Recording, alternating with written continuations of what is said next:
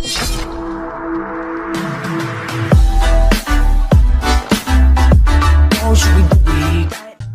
siang rekan-rekan. Siang ini kita bersama Mas Chandra. Mas Chandra siapa Mas?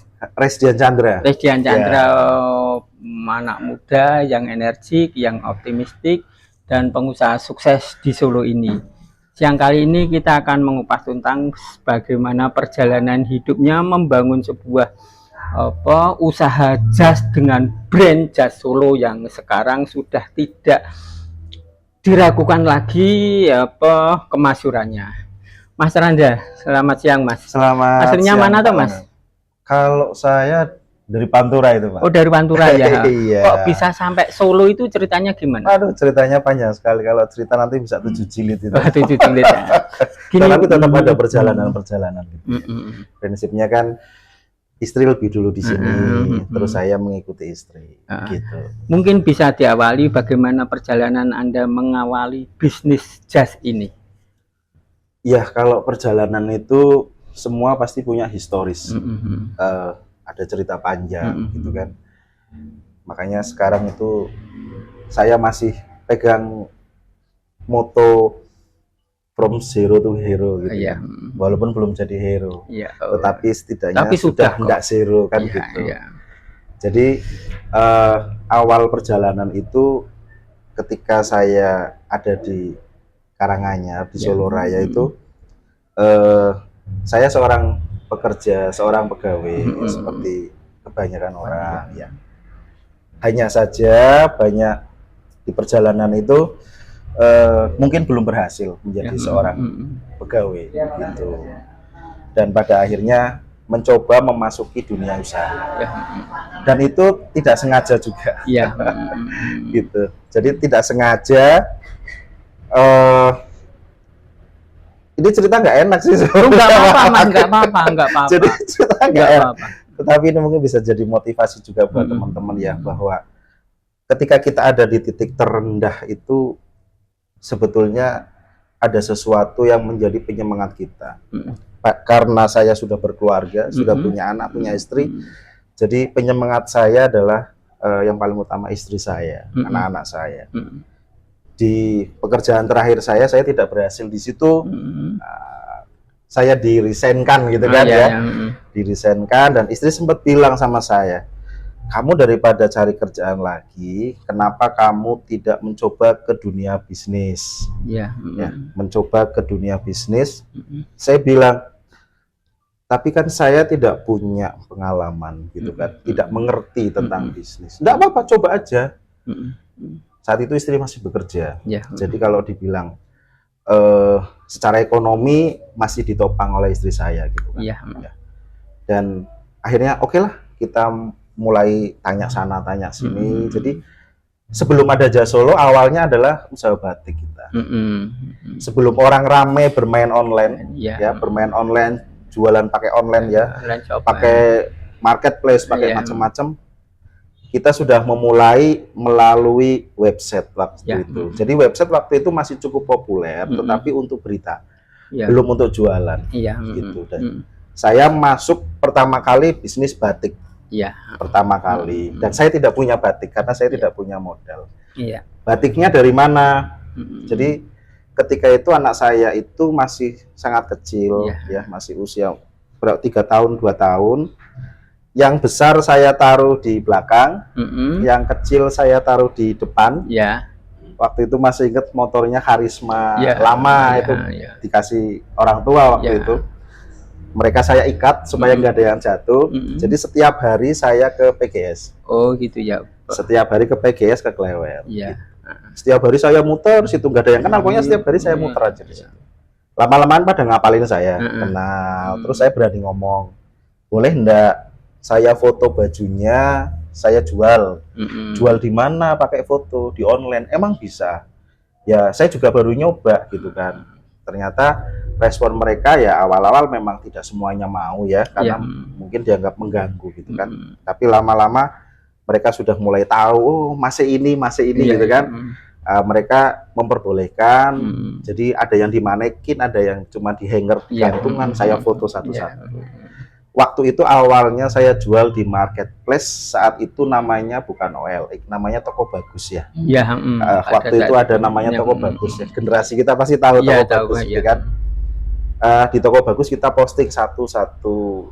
Ya, alhamdulillah 1 minggu laku 1 gitu, ya. Pak. Dan berjalannya waktu kita kan termotivasi, kadangkala berpikir ini kalau seminggu laku 2 aja lumayan kan, kayak gitu.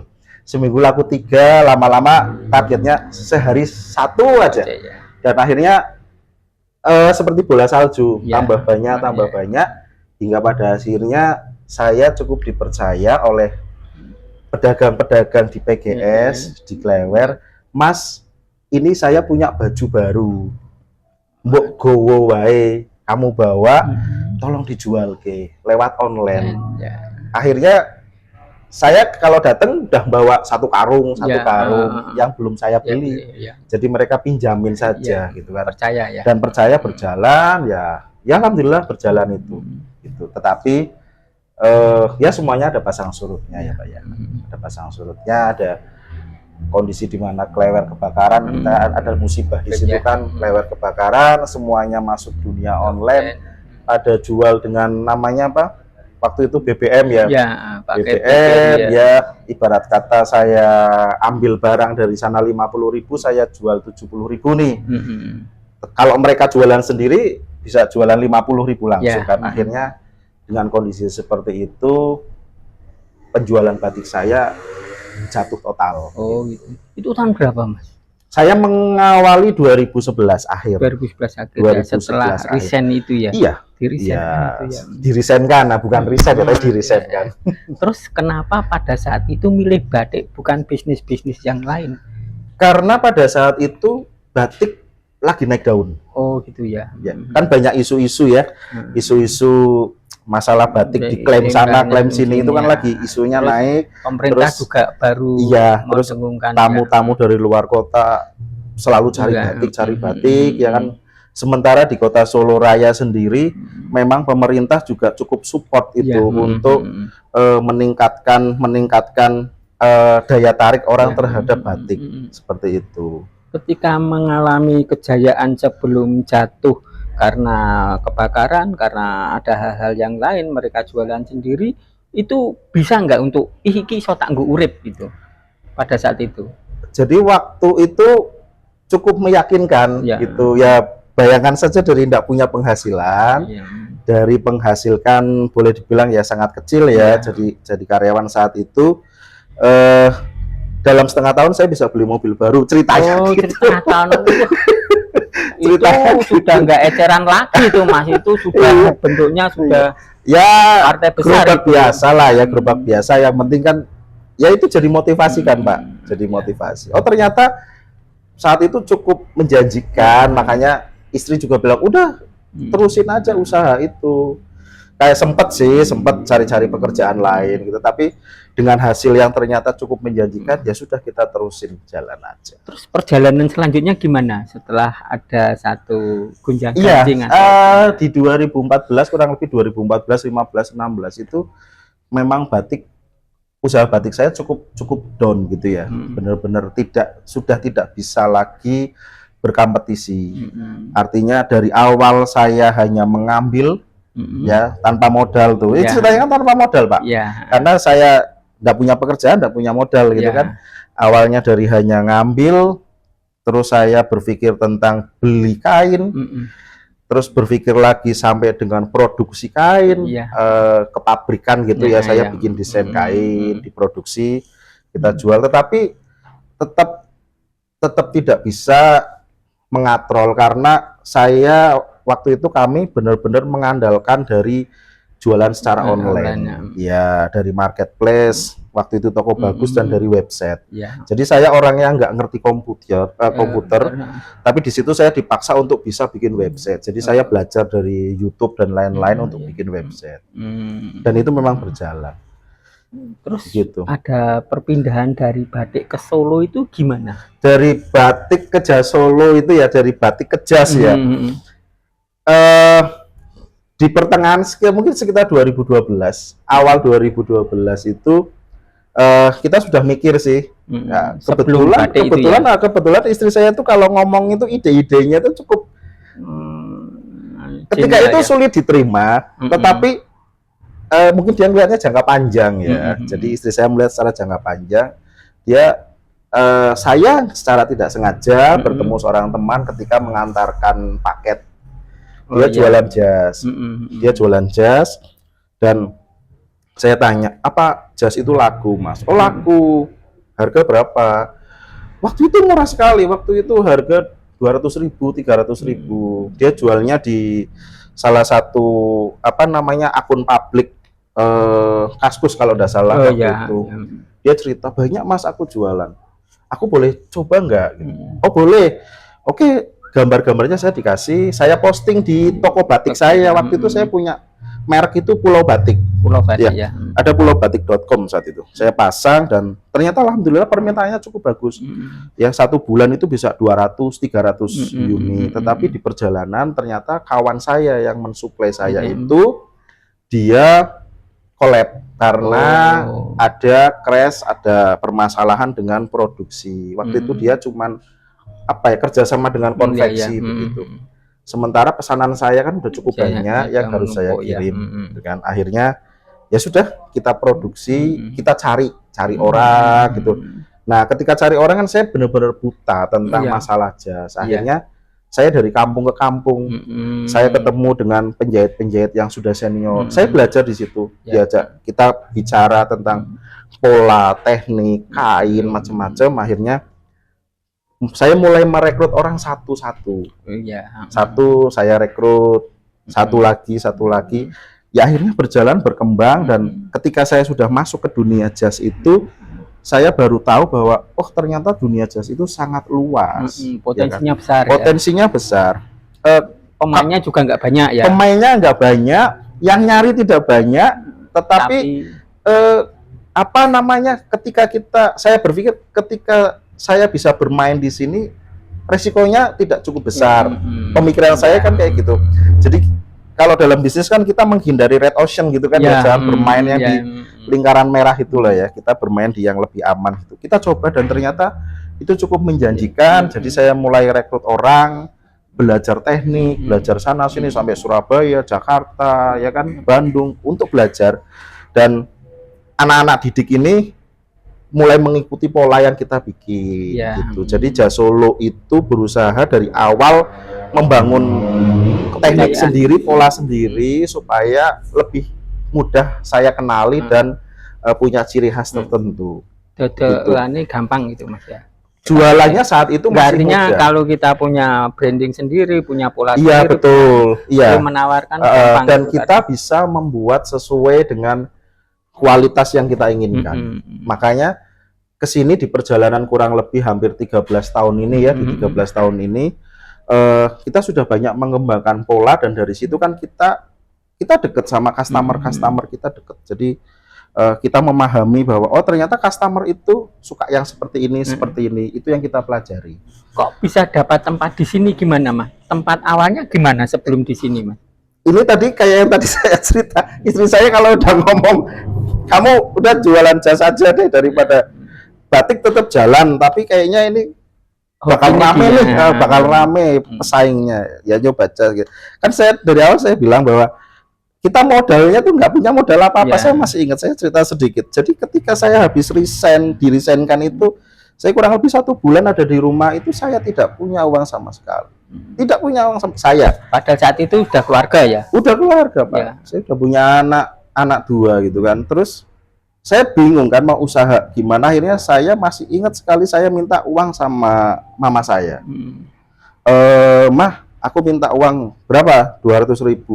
Buat apa gitu kan? Ya namanya orang udah berkeluarga minta duit terus gitu kan, kayak aneh gitu ya. Berapa? 200.000. Kamu mau buat apa 200.000? 100.000 buat beli susu, 100.000 buat usaha, gitu. Diketawain kan? Usaha apa 100.000 katanya gitu. Nah, saya 100.000 itu buat beli domain Pak waktu itu. Domain pulaubatik.com itu 100.000 sama ada paketan sama hosting waktu itu kan. Dibantu temen bayarnya pakai yang dari luar negeri itu lah ya. Saya nggak ngerti lewat kartu kredit dan lain sebagainya. Tapi dari artinya dari 100.000 itu kita memulai, dari 100.000 memulai, ya terus berjalan ke sini.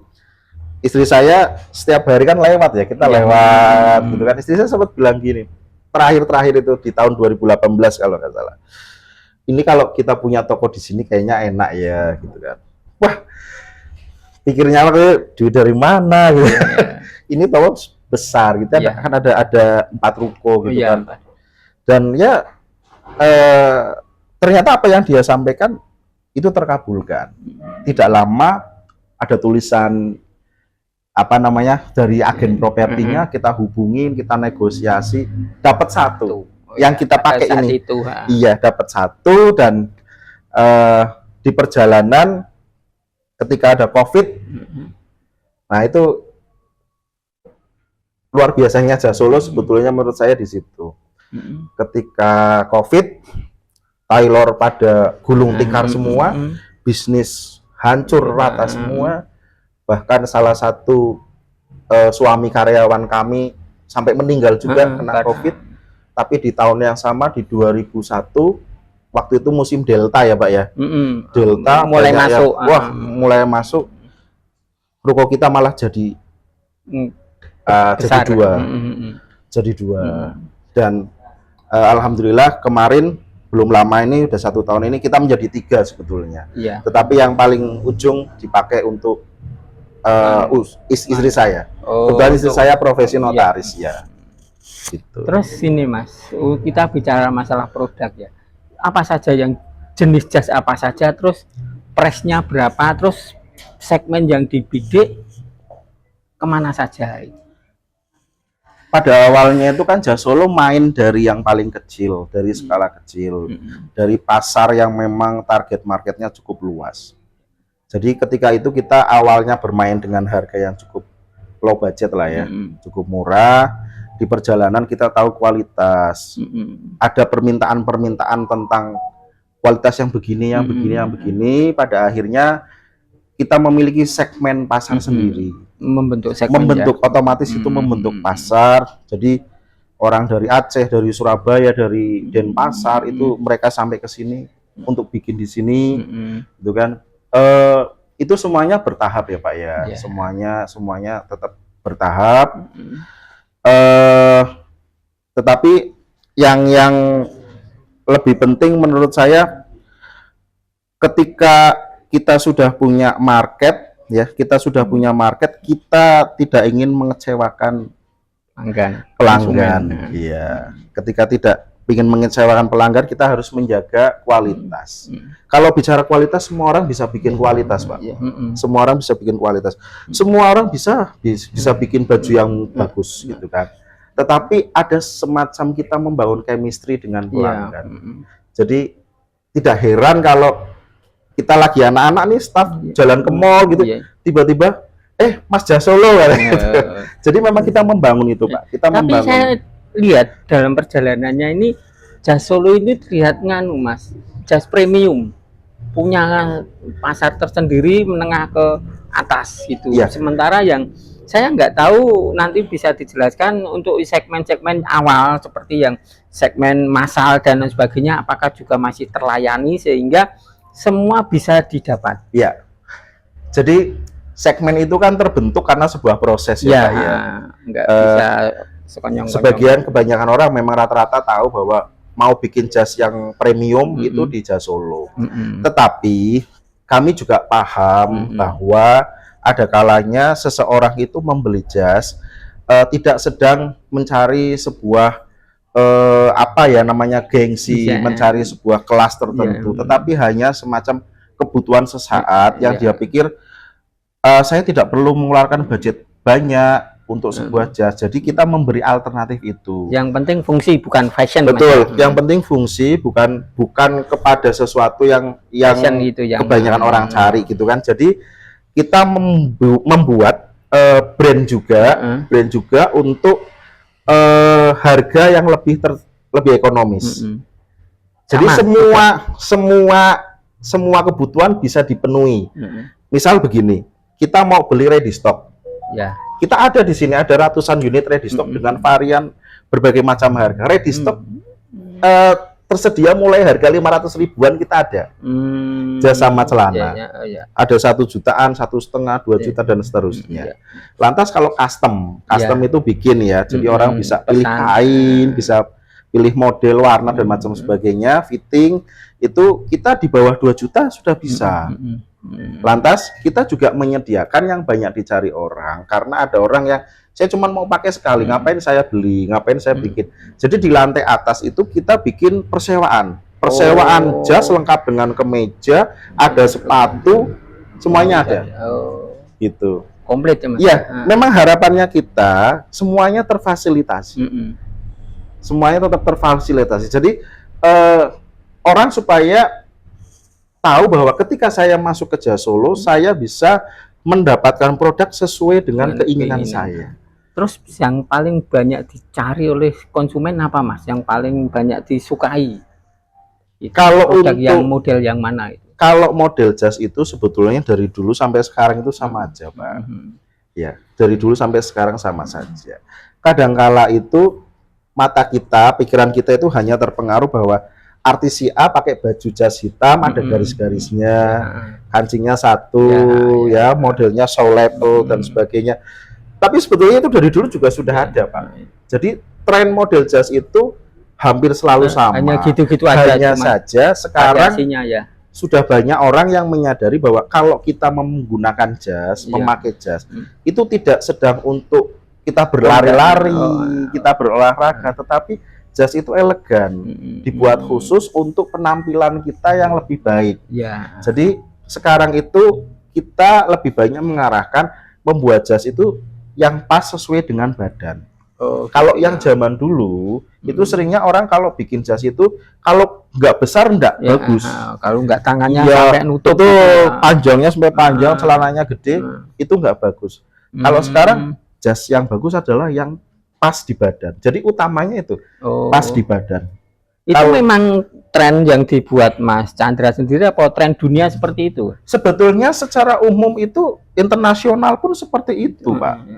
Kalau ada sesekali pakai loose fit, jadi oversize dan lain sebagainya, itu hanya sesaat aja, itu hanya sebuah style. Tapi berbicara tentang kenyamanan, berbicara tentang pantas tidaknya, tetap kembali lagi pada jas itu yang pas di badan. Gitu. Dari 13 tahun perjalanan dan terbilang sukses dan orang sudah tidak sulit lagi mencari Jas Solo, terus lagi pula dalam perjalanannya brand ini juga lebih banyak dikenal dengan menggandeng beberapa sosialita dan lain sebagainya. Terus ke depan ada mimpi apa dari Mas Chandra sendiri dalam mengelola bisnis jas ini? Ya, saya tuh selalu ingat dengan kata-kata bapak saya waktu saya kecil dulu itu, mimpi itu seperti kita menanam biji. Kalau setiap hari kita siram, dia akan tumbuh. Jadi saya dan istri kebetulan secara ya boleh dibilang owner saya, tetapi secara manajerial di Jas Solo itu dari istri, karena istri saya memang cukup mumpuni untuk manajerial gitu kan. Jadi harapannya Jas Solo itu tidak hanya terkenal atau dikenal dan bisa dinikmati oleh masyarakat Indonesia saja, tetapi kita ingin menjadi brand yang bisa dinikmati di luar juga. Gitu. Kita sudah mulai ya. Ada beberapa desainer yang terakhir dari Paris, dari Prancis, itu sempat datang ke sini juga, desainernya sempat datang ke sini. Dia ya mungkin pas ke Indonesia, tapi waktu di sana sudah menghubungin kita, dia ingin melihat langsung produk Kenalnya kita. Dari mana Mas? Kok sampai? Media sosial. Ya, gitu. Media sosial. Jadi dari Instagram ya, karena Instagram kan cukup banyak membantu. Gitu, saya tahu. Ya, dia tahu, terus kita ngobrol, saya segera ke Indonesia, ada acara di sana, pingin berlibur, dan dia mampir ke sini dari Bali, dia ke sini mampir dengan keluarga, juga membawa beberapa temannya, dan dia akhirnya bikin untuk fashion show di sana. Ini masih menunggu proses. Dia ingin membuat desain-desain dari sana. Selanjutnya kita yang eksekusi untuk pembuatan di sini. Oh. Tetapi udah produk beberapa udah Bentuk masuk. kerjasamanya gimana itu Mas? Bentuk kerjasamanya putus. Oh gitu. Jadi dia punya desain, masuk ke kita, kita produksi, eksekusi, kita kirim ke sana dengan brandnya beliau. Oh, ya, gitu. menggunakan brand sana. Sini yang produksi tapi kita yang produksi. Ya, jadi ini juga sedang persiapan untuk desain logonya, gitu, menyesuaikan pasarnya sana. Ya tadi jenengan ngendika bahwa ada pesan orang tua itu mimpi kalau tidak harus disiram terus ya, harus dipupuk supaya nanti ya, celakanya itu kita tidak pernah mimpi Mas, ya ora tahu turu mimpi piye ya. Terus gini Mas, tadi sudah perjalanan sudah bagus dan di awal tadi jenengan ngendika bahwa dari zero to hero, meskipun sebelum jadi hero tapi sekarang sudah tidak zero lagi. Nah, apa sih pesan dari Mas Chandra untuk, kebetulan kan Mas Chandra kan juga pengurus HIPMI ya? Iya. Kemungkinan saat ini dikader sama sang ketua untuk jadi ketua HIPMI ya. Apa pesan dari teman-teman anak-anak muda sekarang yang memulai bisnis untuk menjadi wirausaha supaya bisa mengejar, bisa mencontoh, mentauladan Mas Chandra? Jadi sekarang memang trennya itu anak-anak muda berbisnis itu luar biasa. Gen Z itu mereka sangat familiar, mereka sudah sangat cukup banyak yang terresepsi untuk menjadi seorang pembisnis. Jadi kebetulan kami itu ada di organisasi HIPMI, ada di Kadin juga, ya kan, dan ada di GCI. Kalau GCI internasional ya. Kalau HIPMI dan Kadin kan Indonesia, lokal Indonesia. Nah, juga, ya. Kita banyak belajar dari teman-teman yang masih muda-muda, banyak belajar dari teman-teman yang masih muda-muda. Bagus semangat dari teman-teman, tetapi ada hal yang menurut saya perlu diasah dahulu. Jadi begini, kita kalau mau berbisnis itu idealnya kita tuh sudah pernah bekerja dulu. Gitu ya, bisa merasakan ya. Kita setidaknya sudah pernah bekerja beberapa tahun, supaya apa? Supaya kita merasakan bagaimana situasi bekerja. Jadi ketika kita menjadi seorang pembisnis, kita menjadi seorang owner, kita mempunyai karyawan, kita tahu bagaimana supaya karyawan kita lebih produktif. Dia lebih baik kerjanya, dan bagaimana cara kita lebih memanusiakan karyawan. Karena di beberapa tempat pekerjaan seringkali pada mengeluhnya, wah kerja di sini pagi siang malam, lembur nggak dibayar, ini banyak keluhan-keluhan. Jadi beda Mas ya, antara orang yang langsung memulai bisnis fresh graduate atau apa dengan mereka yang punya pengalaman bekerja dulu di sebuah perusahaan besar, baik itu entah 1 tahun atau 2 tahun, itu akan berbeda. Saya merasa beda. Jadi jangan salah kalau seumpamanya banyak teman-teman kita kelihatannya tidak bekerja, tetapi dia sudah bekerja mungkin di tempat omnya nih, gitu, di tempat saudaranya, ya kan bekerja tidak selalu harus di perusahaan yang besar. Tetapi dengan pengalaman kita menjadi seorang karyawan, menjadi seorang staf pekerja, kita menjadi tahu seharusnya ketika kita berbisnis kita harus bagaimana kepada teman-teman yang ikut bekerja di tempat kita. Yang penting itu adalah manajerial sama leadership tadi Mas ya. Iya betul. Contoh sederhana di Jasolo itu mungkin hampir seminggu sekali kita kadangkala siang-siang itu tutup toko sebentar. Ya sama staf anak-anak, ayo kita makan di mana. Gitu ya. Ya kadang kita keluar kota, kadang di beberapa kesempatan kita ngajak ke hotel dan lain sebagainya. Itu kita lakukan.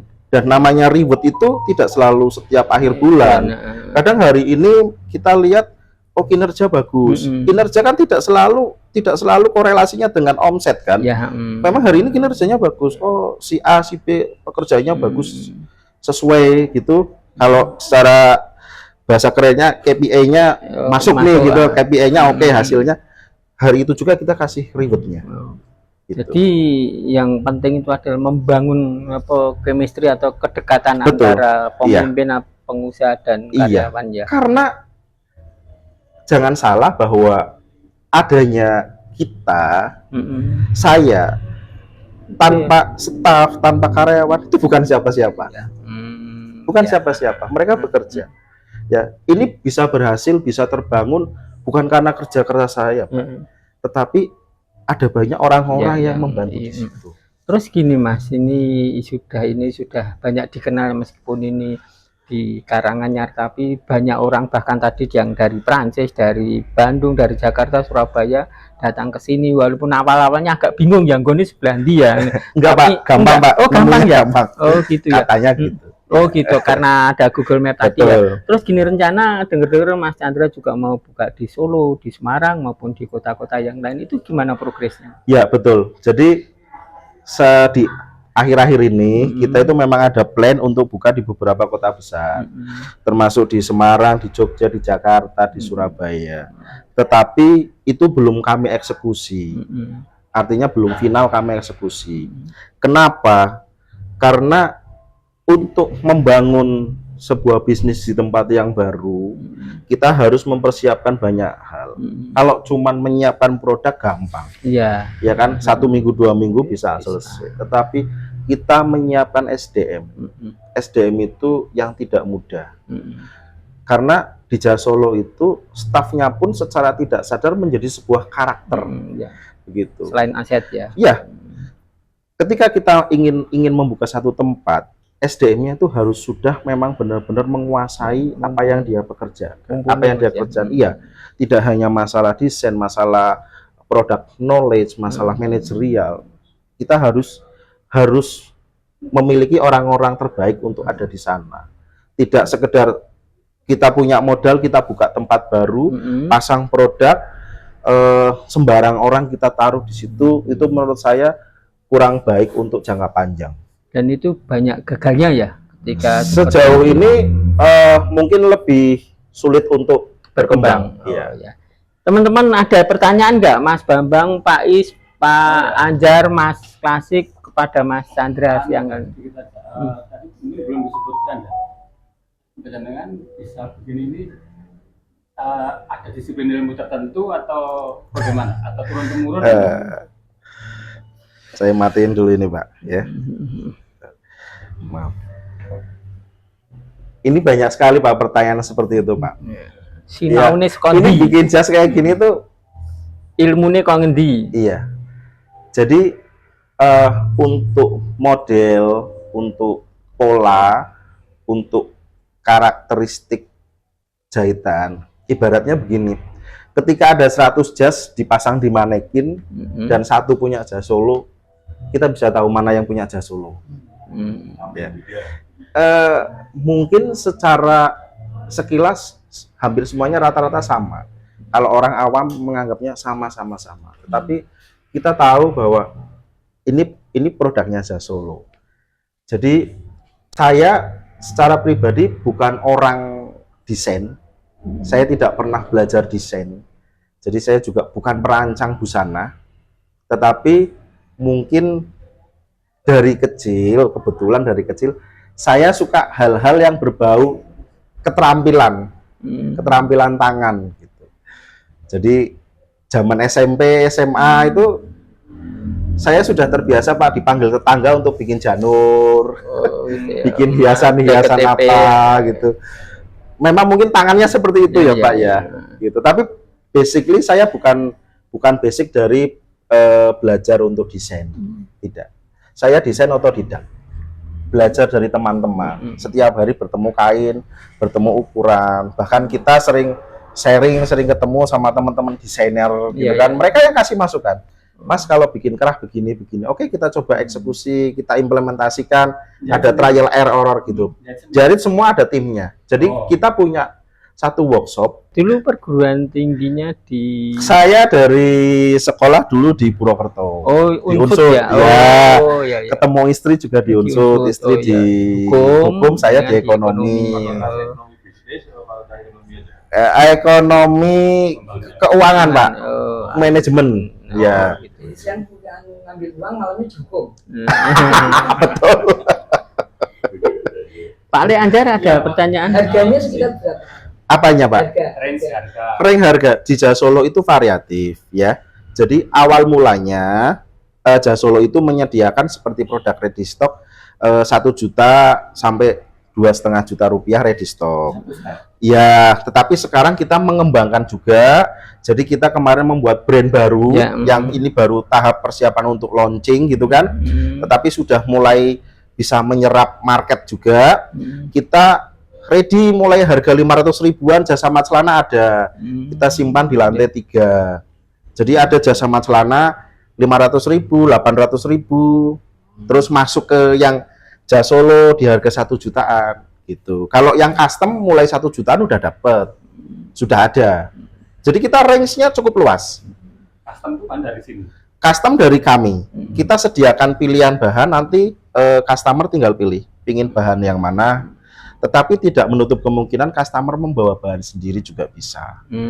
Begitu. Jadi kita fleksibel lah ya, supaya semuanya bisa kami layani gitu. Yang hanya pengen pinjam sebentar, butuh sebentar jas, bisa sewa. Di lantai 2 kita ada. Kalau bahan bawa sendiri berapa ongkosnya? Kalau bawa bahan sendiri mulai 1 jutaan sudah bisa, Pak. Iya, kan nanti tergantung teknik yang kita pakai. Kita kan ada pilihan. Mau menggunakan teknik yang seperti pada umumnya tailor di Kota Solo Raya, atau mau menggunakan teknik internasional. Kalau standarnya jas Solo adalah teknik internasional. Tergantung tingkat kesulitan ya. Iya, jadi teknik, kalau bicara teknik ya, ada teknik namanya teknik fusing. Teknik fusing itu yang digunakan di Solo Raya, Jawa Tengah, kebanyakan teknik fusing. Kalau ada di atasnya teknik half canvas, itu udah mengacu ke internasional. Di atasnya lagi ada teknik full canvas. Itu memang standar internasional, dan kita menggunakan aplikasinya untuk produk custom. Orang yang bikin di sini sudah standarnya internasional gitu. Kalau kelebihan dari pasti full. Kalau kelebihan dari jas Solo ini apa dibandingkan dengan produk lain sehingga orang harus beli jas Solo? Ya, dibandingkan dengan yang lain, kenapa orang menjadi harus beli jas Solo? Karena ketika Anda datang ke sini, Anda pasti beli. Anda pasti beli. Kecuali Anda memang nggak niat beli ya. Tapi ketika Anda datang ke sini, Anda pasti beli. Artinya apapun yang Anda cari ada. Kita kan tidak cuma jualan jas, Pak. Kita produksi sepatu, kita produksi tas, ya, kita produksi sendiri semua. Dan ketika kita produksi tas, sepatu, semuanya full kulit asli. Ya, karena itu memang karakter yang sedang kita bangun. Sapi, Pak, sapi. Nah, ya, sapi. Kalau dompet gitu biasanya pakai domba, itu dia agak lebih lembut gitu. Tas juga kadang domba, tapi sejauh ini lebih pada senang pakai kulit sapi. Mungkin karena lebih tebal ya. Iya. Ya, kalau poinnya di mana Pak itu? Kelebihan dari jas Solo dibandingkan dengan produk lain. Kelebihannya karena apapun yang Anda cari ada di jas Solo. Mungkin yang dimaksud rasanya enak, terus nggone ora. Pak, kalau cerita enak itu kembali ke selera. Ya, Bapak pingin Pak bikinin saya jas slim fit. Saya bikin slim fit, begitu jadi, Bapak kok nggak bisa ya buat angkat tangan, nggak bisa buat salaman, itu jadi problem juga. Ya, jadi ketika Bapak datang ke jas Solo, Bapak mengatakan, Mas, saya bikinin jas yang slim fit. Kita akan melihat dulu karakternya Bapak. Makanya di sini membangun sebuah komunikasi. Pak Langgeng stylenya seperti ini, tetapi pingin slim. Bagian mana yang harus saya bikin slim? Bagian mana yang saya harus bikin ini harus nyaman? Karena kalau hanya mengambil slim, Pak Langgeng pasti nggak nyaman, gitu. Makanya ketika datang ke sini, pasti apapun yang dicari ada, karena kita berusaha membaca, berusaha mengenali lebih dekat. Iya, dengan ngobrol gitu. Itu yang lebih penting. Kalau kualitas itu setiap tailor itu punya kualitas sendiri-sendiri yang kita tidak bisa membedakan. Dalam arti begini, kualitas A, kualitas B, Bapak jurinya juga punya kualitas sendiri. Punya parameter sendiri ya. Ada parameternya sendiri. Lantas siapa yang mau pakai nanti? Ketika saya ngomong pakai teknik internasional, tidak semua orang suka menggunakan itu. Karena ternyata kalau yang pakai full canvas misalnya, ya kan, secara kualitas bagus di mananya, wong itu dijahit semua, pasti akan muncul ada bagian yang kesannya kayak tidak rapi, padahal itu handmade. Nah, gitu. Ya mungkin seperti itu ya Pak ya. Jadi apa yang Bapak cari di sini ada. Karena kita lebih mengutamakan apa yang jenengan inginkan, kita fasilitasi gitu. Terus 13 tahun berjalan jenengan membangun brand Jas Solo, sudah cukup puas belum dengan hasil yang jenengan capai? Kalau soal pencapaian, ya semua kita tetap harus mensyukuri apapun yang kita dapatkan sampai saat ini. Tetapi kembali lagi bahwa kita pasti punya cita-cita, pasti punya angan-angan. Jadi kita tetap berusaha, tetap memaksimalkan, karena Jas Solo ini kita harapannya kita bangun Jas Solo itu kan naiknya itu, grafiknya itu naik turun, Pak. Layaknya sebuah bisnis. Kadang naik, kadang turun. Tetapi kita berusaha berproses. Selama proses 13 tahun ini, harapan kami, apa yang kami kerjakan ini, satu, bisa dinikmati oleh customer, oleh masyarakat. Yang kedua, juga kita harapannya bahwa Jas Solo ini bisa berkembang tidak hanya ketika saya dan istri saya pegang, tetapi mungkin nanti sampai di anak-anak. Seperti itu. Makanya yang tadi saya bilang kita punya brand lain, itu brand yang dibangun oleh anak-anak saya. Jadi anak-anak saya sudah mulai dari sekarang membangun brand sendiri. Gitu. Terus gini Mas, bentuk ucapan terima kasih kepada yang memberikan selama ini kepada Tuhan, apa kegiatan-kegiatan sosial ataupun hal-hal yang sifatnya religius sebagai bentuk ucapan terima kasih. Sebuah rasa syukur itu antara manusia, antara hamba dengan Tuhannya, yang terkadang menjadi sangat sensitif kalau kita sampaikan dan orang lain menjadi mengerti, menjadi tahu. Pasti akan ada reaksi tertentu. Tetapi saya rasa tidak selalu bahwa apa yang kita lakukan terus selalu kita tutup-tutupin karena kita takut dianggap sombong dan lain sebagainya. Tetapi di Jas Solo sendiri kita secara rutin kita sering melakukan pembagian, misalnya makan siang di jalan, makan malam di jalan. Kita bagi kepada tukang becak, kepada orang-orang di jalan. Dan baru kemarin, belum ada 1 minggu ini, jadi dalam 1 bulan ini kita sudah 2 kali ke Yayasan Lentera. Yang dulunya jadi yayasan yang memang di situ adalah anak-anak terlantar yang punya kelebihan, ada apa namanya Pak? AIDS, HIV itu. Jadi kita secara rutin ke sana, dan baru 1 minggu yang lalu, belum ada 1 minggu, saya dan istri juga ke sana lagi. Ya kita sudah menjadi seperti keluarga. Jadi anak-anak sudah hafal sama Om Chandra gitu katanya gitu kan. Anak-anak kita juga udah hafal sama mereka. Gitu. Ya itu sebagian kecil yang mungkin bisa kita sampaikan ya. Sekarang anak-anak gimana? Di mana semua Mas? Sudah 3 ya anaknya? Anak ya? saya 2. 2 ya. Ya, jadi anak saya 2 yang besar masih sekolah SMA kelas 3, perempuan. Dia punya brand Kaviena, jadi dia punya brand pakaian aksesoris khusus wanita. Terus kalau yang cowok kelas 1 SMA ya, di Regina Pacis Ursulin. Kalau yang nomor 1 kan di SMA 3 Surakarta. Kalau yang adiknya cowok di Ursulin kelas 1. Dia bangun brand juga, dia juga sebagai modelnya, sebagai brand ambasadornya untuk merek DRG Indonesia. Jadi mereka semua sudah kita ajari. Kita tidak melepas, tetap kita bimbing. Jadi ibaratnya begini, ini ada duit 1 juta. Jadiin produk, kamu jual, kamu bisa menghasilkan jadi berapa. Kalau gagal, enggak apa-apa, dicoba lagi. Iya, kan mereka sudah tidak from zero. Secara tidak sadar sudah ada privilege-nya. Ya privilege kan tidak selalu negatif kan. Itu kita menganggap menyikapinya secara positif aja. Itu teman-teman. Demikian teman-teman sekalian perbincangan kita dengan Mas Chandra, pemilik dan pendiri Jas Solo ini, dan kita berharap sukses Mas Chandra bisa moncer dan bisa menularkan virus-virus wirausaha kepada generasi muda. Matur nuwun, terima kasih.